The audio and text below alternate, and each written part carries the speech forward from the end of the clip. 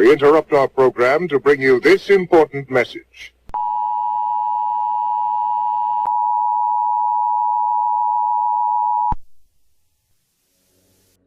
The story of a man is not simply the story of his achievements or greatness, but likewise a history of what had to be done in his moments of doubt.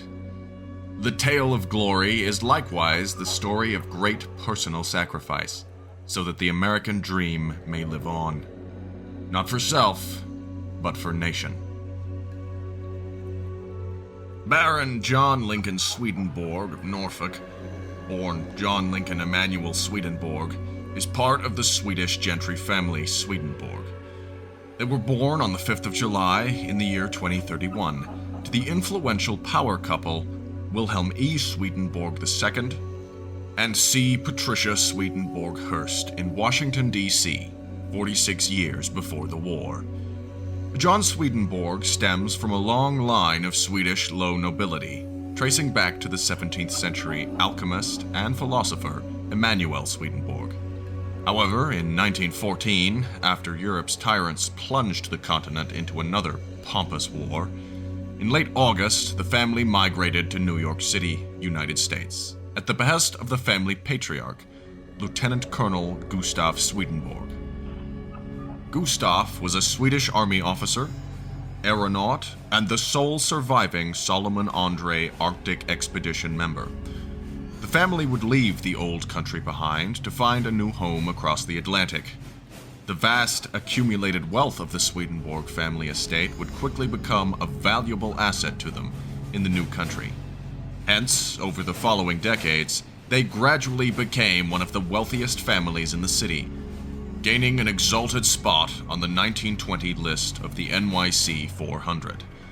Their heirs, placed in positions all through the echelons of the American government in Washington, would ensure the family's legacy and transform the Swedenborg name into something more than a picturesque title from some small town in Sweden.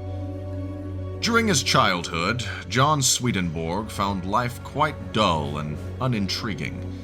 He always sought a greater meaning and purpose in his existence. J.L. Swedenborg grew up in a large, remote family estate in Hudson Valley, New York.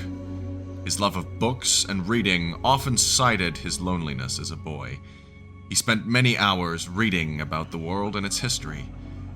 Rumor is that he had already read and recited the great Greek epics at 5. At the age of 7, he mastered the piano and violin. In his school years, John Swedenborg was labeled as a prodigy, and with this came the ostracization from the social circles of his peers. During these years, he was often plagued by nightmares and anxious episodes, seldom finding internal peace. Instead of a constant loneliness, although he was not apathetic because of his struggles, he had many intellectual hobbies. He always had a great appreciation for music and the arts. However, unlike the children of his youth, he preferred the obscure and dimly lit mazes of classical music to the plastic, modern-day jazz and swing. In the place of human company, Swedenborg had his constant companion, the family dog, an Australian shepherd named Heracles. Swedenborg's school years would end in triumph, although with grades that were all highly above average, all in the felicity of his parents and relatives. In early 2050, at 20, he had already graduated from the U.S. Naval Academy, MD, with an officer commission to the rank of ensign in the Navy. He had also finished a degree in naval history and battle tactics during his years at the Academy. Even though he had graduated top of his year and handed away many diplomas, scholarships, and honors, he still aimed higher. He wished to serve the United States and to make an imprint on history through it.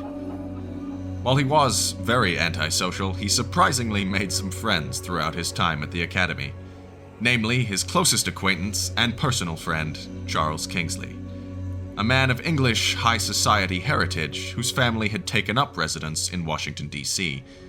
Swedenborg would spend the best part of 3 coming years with administrative work in and around the Norfolk Naval Station in Virginia.